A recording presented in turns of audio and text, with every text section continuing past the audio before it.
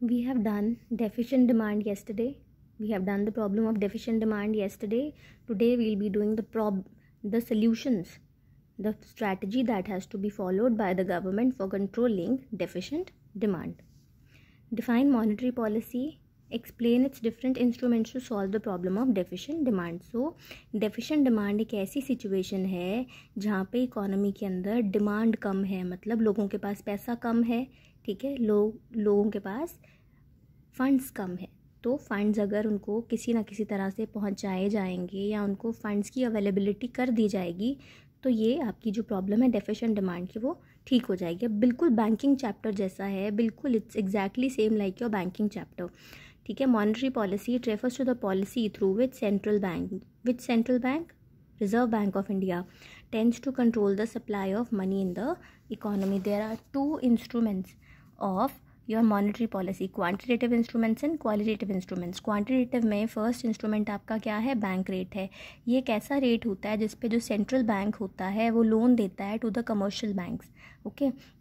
अब डिफ्लेशन के केस में यानी कि डेफिशिएंट डिमांड के केस में ऑलरेडी इकोनॉमी के अंदर पैसा कम है, ठीक है, तो और इकोनॉमी के अंदर पैसा हमने इंक्रीज़ करना है, पैसा इंक्रीज़ करना है तो इस रेट को क्या कर देंगे, डिक्रीज़ कर देंगे. ठीक है. बैंक्स के जब लोन, सेंट्रल बैंक के जो लोन है वो सस्ते हो जाएंगे कमर्शियल बैंक्स को, तो कमर्शियल बैंक्स भी आगे कस्टमर्स को अपने लोन क्या कर देंगे, थोड़े चीप कर देंगे, जिसकी वजह से लोग लोन लेंगे और इकोनॉमी के अंदर पैसा आएगा. नेक्स्ट हमारे पास है open market operations. It refers to the sale and purchase of government securities in the open market by central bank. ठीक है. यहाँ पे सेल और परचेज होती है गवर्नमेंट सिक्योरिटीज़ की. डिफ्लेशन के केस में यानी कि डेफिशिएंट डिमांड के केस में banks will buy the securities. Banks security buy कर लेंगे और जिससे भी बाय करेंगे उसको अमाउंट दे देंगे या फंड्स दे देंगे. इसकी वजह से इकोनॉमी के अंदर मनी आ जाएगा. ठीक है. नेक्स्ट हमारे पास इंस्ट्रूमेंट है, next instrument is cash reserve ratio. Cash reserve ratio क्या होती है, it is a minimum percentage of time and demand deposits with RBI in the cash form. ठीक है. Minimum amount of deposits that commercial bank has to keep with RBI during deflation और during deficient demand. CRR को क्या कर दिया जाता है, decrease कर दिया जाता है. अब आपको रिजर्व के फॉर्म में आरबीआई के पास फंड्स कम रखने हैं और आप ज़्यादा अमाउंट्स लोन की फॉर्म में सैंक्शन कर सकते हैं कमर्शियल बैंक्स. ठीक है. नेक्स्ट है हमारे पास स्टैट्यूटरी लिक्विडिटी रेशो. यहाँ पे क्या होता है, कमर्शियल बैंक्स को अपने ही डिपॉजिट्स का कुछ मिनिमम परसेंटेज खुद के पास रखना होता है. अब डेफिशिएंट डिमांड के केस में या डिफ्लेशन के केस में दिस रेट इज़ डिक्रीज. जब ये रेट डिक्रीज़ हो जाएगा तो जो बैंक्स हैं, जो तुम्हारे कमर्शियल बैंक्स हैं, वो अपने पास अमाउंट कम रखेंगे फंड्स की और ज़्यादा लोन्स की फॉर्म में सैंक्शन कर पाएंगे. इकोनॉमी के अंदर पैसा ज़्यादा जाएगा. नेक्स्ट है आपके पास क्वालिटेटिव इंस्ट्रूमेंट्स. क्वालिटेटिव इंस्ट्रूमेंट्स कौन से हैं, margin requirement ratio. Margin requirement ratio क्या होता है, एग्जाम्पल देती हूँ मैं आपको. लेट्स से आप बैंक में लोन लेने के लिए जाते हैं, आपके पास 1000 रुपीज़ की वॉच है. ठीक है. बैंक आपको उस 1000 की वॉच के ऊपर सिर्फ 800 का लोन दे रहा है. ठीक है. सिर्फ 800 का लोन दे रहा है, तो बाकी ये जो 200 रह गया वो क्या है, that is your margin requirement ratio. ठीक है. कि एक सिक्योरिटी के ऊपर आपका बैंक कितना मार्जिन रखकर आपको बाकी जो लोन है वो कितना दे रहा है. ठीक है. यहाँ पे इसने एग्जांपल क्या दिया है, अगर 1000 का लोन है और 20% तुम्हारा मार्जिन है तो 800 रुपया क्या होगा, that will be sanction in the form of loan and 200 will be kept by the bank as a margin requirement. During deflation again MRR, margin requirement ratio decrease हो जाएगी. ठीक है. let's say पहले 20% था तो 200 रखना पड़ रहा था बैंक को.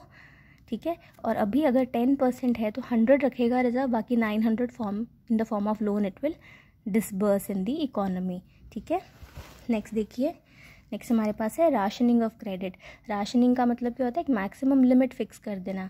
ड्यूरिंग डिफ्लेशन कोई मैक्सिमम लिमिट, कोई सीलिंग फिक्स नहीं होती. ठीक है. बिकॉज इकोनॉमी के अंदर पैसा हमने इंक्रीज़ करना है. नेक्स्ट है हमारे पास मॉरल परसुएशन.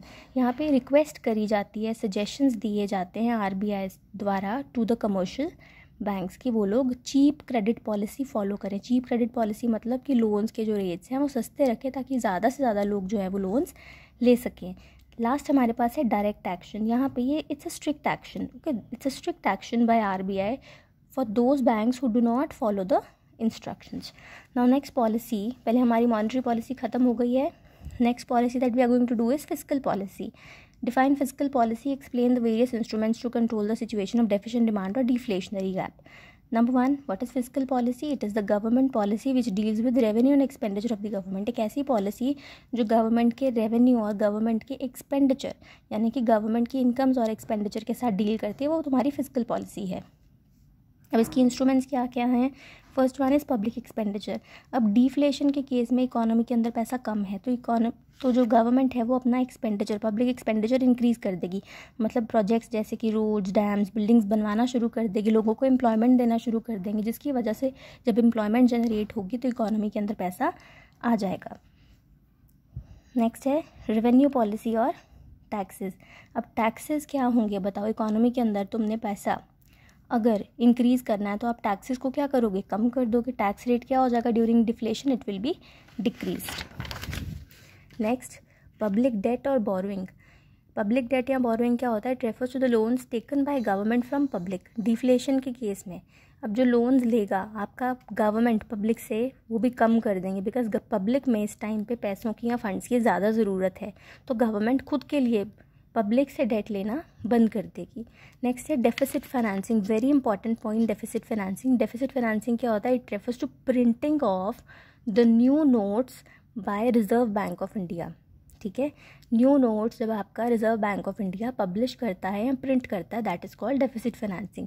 ड्यूरिंग डिफ्लेशन आपको इकोनॉमी के अंदर फंड ज़्यादा चाहिए, तो आपका जो रिजर्व बैंक ऑफ इंडिया है वो डेफिसिट फाइनेंसिंग करेगा, यानी कि न्यू नोट्स को प्रिंट करेगा, और आपकी जो सिचुएशन है डेफिसिट डिफ्लेशन की, that will be controlled. That's all for today. Thank you.